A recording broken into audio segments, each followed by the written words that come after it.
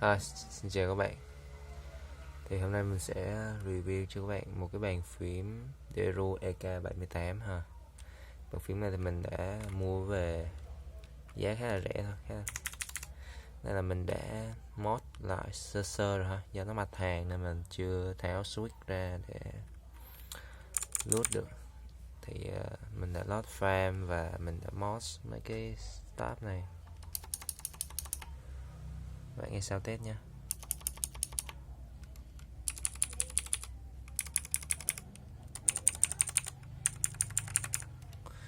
Mình đã mod lại cái phím space rồi ha.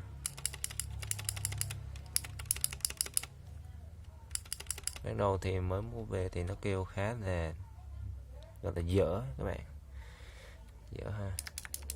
Mình mod lại hết rồi.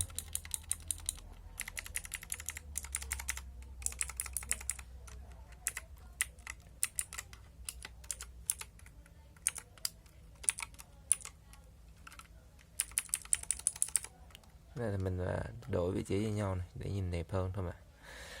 Thì bàn phím này sẽ có chế độ LED khác nhau ha. Bây giờ mình chưa bật được. Tiếng khá là ok sau khi mà mình đã mod lại rồi ha. Tiếng khá là ok. Theo đánh giá thì các bạn nếu mà kinh phí hơi eo hẹp một xíu thì có thể lựa chọn con bàn phím này để chữa cháy ha.